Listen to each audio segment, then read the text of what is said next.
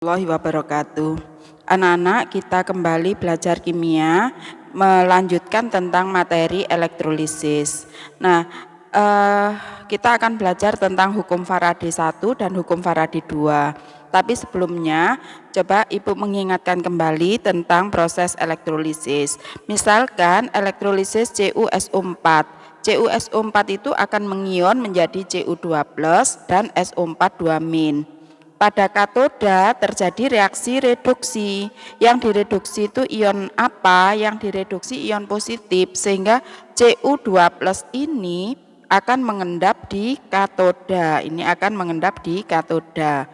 Sedangkan SO4 2- karena ini tergolong ion sisa asam oksi, maksudnya ion sisa asam oksi itu kategorinya di sini, maka dia tidak akan mengalami oksidasi. Yang teroksidasi siapa? Yang teroksidasi itu adalah airnya. Maka H2O akan teroksidasi menjadi O2 dan ion H+.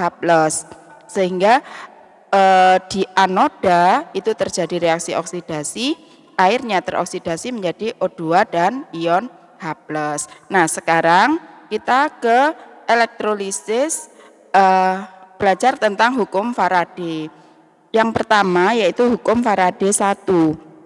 Jadi massa logam yang mengendap di katoda selama peristiwa elektrolisis akan berbanding lurus dengan arus listrik yang mengalir.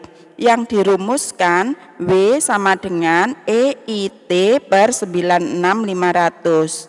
Nah, W itu apa? W itu adalah massa logam yang mengendap di katoda dalam satuan gram. I itu adalah arus listrik dalam satuan ampere. Sedangkan E itu adalah AR logam dibagi dengan muatannya. Kalau misalkan Cu, tadi AR-nya Cu berapa? Kemudian karena Cu-nya 2+, maka muatannya adalah 2. Jadi AR-nya logam Cu dibagi dengan 2. T itu apa? T waktu yang diperlukan pada elektrolisis atau yang digunakan elektrolisis. Satuannya detik. Nah, kalau arus listriknya dalam satuan Faraday, maka cukup rumus V atau massa logam yang mengendap sama dengan E kali F. Nah, F itu arus listrik dalam satuan Faraday, di mana 1F sama dengan 96500 C atau 1 Faraday sama dengan 96500 kolom. 1F juga sama dengan 1 mol elektron karena pada dasarnya aliran listrik sama dengan aliran elektron. Coba kita lihat latihan yang sehubungan dengan hukum Faraday 1 ini. Yang pertama, nomor 1, larutan CuSO4, AR-nya Cu 63,5 dielektrolisis dengan arus 0,2 Faraday. Berapa gram massa Cu yang mengendap di katoda? Coba kita uraikan dulu atau kita ionisasikan dulu. Larutan CuSO4 akan terionisasi menjadi Cu2+, SO4 2-. Nah, karena di sini Cu itu muatannya 2+, di katoda terjadi reduksi. Cu2+ tereduksi menjadi Cu. Nah, karena di sini 0,2 F, satuan F itu sama dengan mol elektron, sehingga Cu2+ plus 2 elektron menjadi Cu. Ini kan ada 2 elektron. Nah, ini perbandingan koefisiennya 1:2:1. Kalau di sini elektronnya 0,2 mol atau 0,2 Faraday atau 0,2 F, berarti Cu-nya berapa? Karena Cu-nya ini koefisiennya cuma 1, maka kalau ini 0,2 berarti ini 0,1. Nah, sehingga di sini diketahui mol Cu-nya 0,1 mol, maka massa Cu tinggal mol kali AR-nya logam, sehingga massa Cu-nya 0,1 kali 63,5 sama dengan 6,35 gram. Contoh soal yang kedua, larutan AgNO3 dielektrolisis dengan arus listrik sebesar 0,2 F. Hitung volume gas oksigen yang dihasilkan di anoda pada keadaan STP atau keadaan standar. AgNO3 mengion menjadi Ag+ plus NO3 min. Yang ditanyakan karena di sini yang ditanyakan hitung volume gas oksigen yang terjadi di anoda. Saya hanya menjelaskan di anoda saja. Di anoda terjadi reaksi oksidasi. Yang dioksidasi apa? Ion negatif. Karena ini ion negatifnya NO3- tergolong ion sisa asam oksi, maka ini tidak mengalami oksidasi. Yang teroksidasi adalah airnya. H2O dioksidasi menjadi O2 plus 4H plus 4 elektron.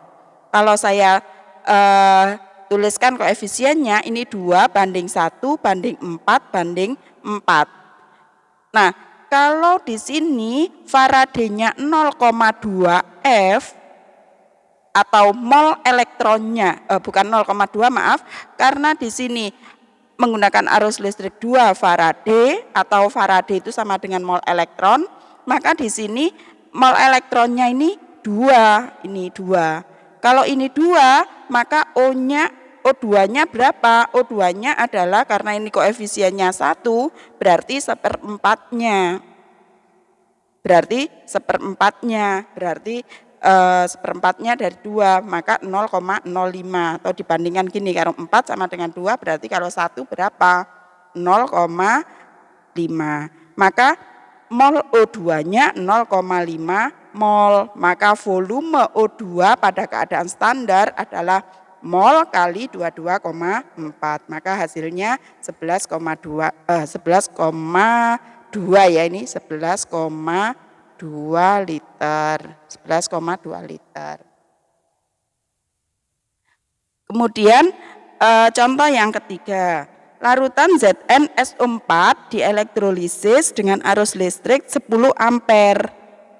AR-nya Zn 65. Jika dihasilkan 65 gram logam Zn di katoda, hitung waktu yang diperlukan elektrolisis. Karena di sini satuannya ampere, maka saya gunakan rumus W sama dengan EIT per 96500. W-nya sama dengan 65 gram. E-nya karena ini AR-nya Zn 65, ZnSO4 itu terion menjadi ZnSO4. Terion menjadi Zn2 plus SO4 2-. Berarti Zn-nya muatannya plus 2, sehingga 65 per 2. I-nya 10. Kemudian T-nya ditanyakan.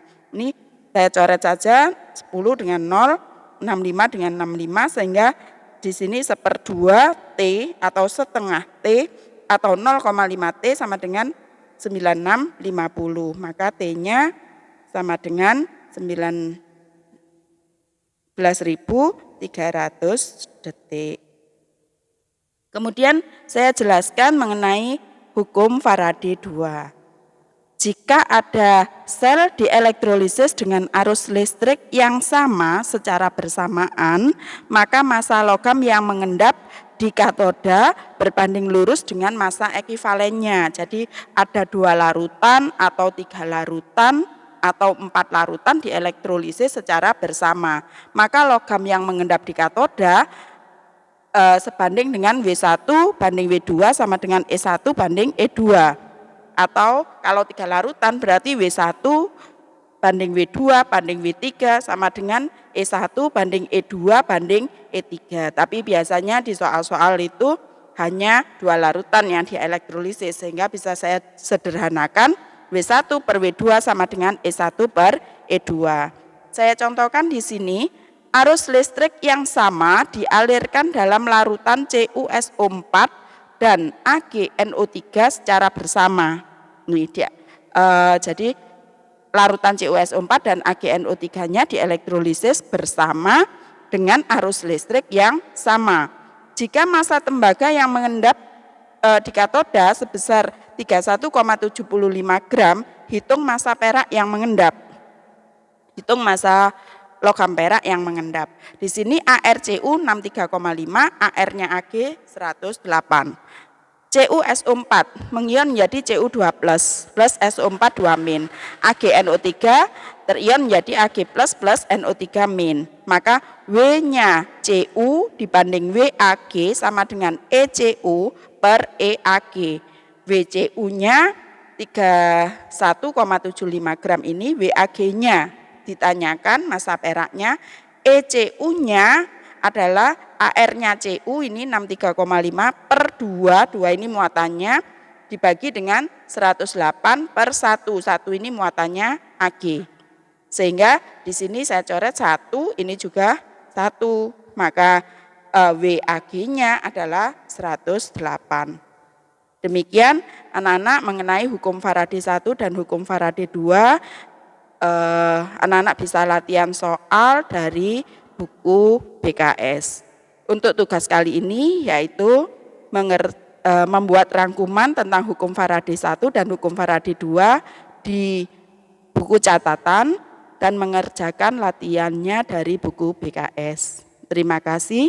Wassalamualaikum warahmatullahi wabarakatuh.